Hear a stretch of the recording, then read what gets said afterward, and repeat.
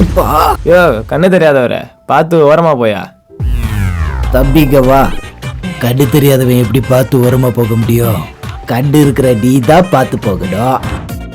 என் நேரம் கேலண்டர்லயே போட்டிருந்தான், பத்தமட பாய் துரத்தம் பாரு நாயின்னு. தம்பி நேரம்னு சொன்ன உடனே தான் ஞாபகத்துக்கு வருது.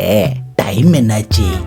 இன்னைக்கு என் டைமே சரியில்லை, கிளம்புறேன். தம்பி டைம் சொல்லிட்டு போப்பா. 7:30. பாவை யாரு பத்த பிள்ளையோ, மணி 4:30 தான் ஆகுது, ஆனா 7:30 சொல்லிட்டு போகுது.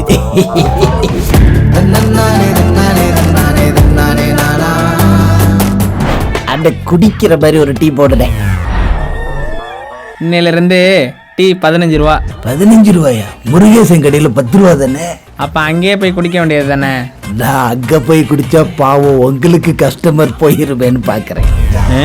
எனக்குன்னு வந்து சேர்றானுங்க பாரு. இந்த டீ. இதெல்லாம் டீன்னு சொன்னா அப்புறம் டீயே என்னடா சொல்லுவீங்க?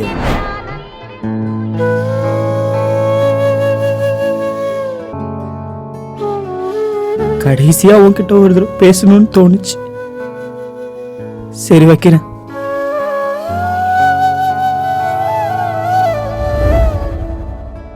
என்கிட்ட கொடுக்கறதுக்கு ஒன்றும் இல்லை, வேற யார்ட்டாச்சும் போய் பிச்சை கேளுங்க. நான் பிச்சை கேட்டு வரல, கொடுக்கறதுக்கு வந்திருக்கேன். என்ன கொடுக்க போறீங்க? நம்பிக்கை கொடுக்க போறேன். இருட்டுல இருக்கிற உங்க வாழ்க்கைக்கு வெளிச்சத்தை காட்ட போறேன். வெளிச்சமா? என்ன வெளிச்சம்? வெளிச்சம் மட்டும் இல்ல, எல்லா பிரச்சனைக்கான தீர்வும் அது ஒண்ணுதான். தீர்வா? என்னது அது? இந்தாங்க தம்பி, இது உங்க வாழ்க்கைய மாத்தும். பைபிளா? வீட்லயே நிறைய இருக்கு. நானும் ஒரு கிறிஸ்தவன் தான். என்னது கிறிஸ்தவரா?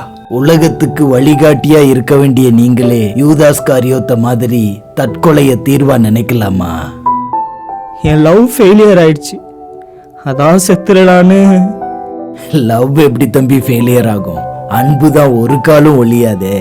நீங்க சொல்றது ஆண்டவரோட அன்ப, நான் சொல்றது என் லவ்வரோட அன்ப. அவ என்ன வேண்டான்னு சொல்லிட்டான். ஆனா ஆண்டவர் ஒன்னத்தான் வேணும்ன்றாரு.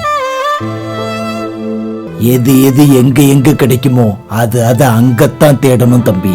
உங்களுக்கு கண் பார்வைதான் இல்லையே தவிர எல்லா விஷயத்தையும் தேவ பார்வையில பாக்குறீங்க. ஆழமான புரிதல். இன்னும் சில வருஷத்துக்குள்ள நீ பல பேரை ஆண்டவருக்குள்ள நடத்த போறேன்னு நான் நம்புறேன் தம்பி.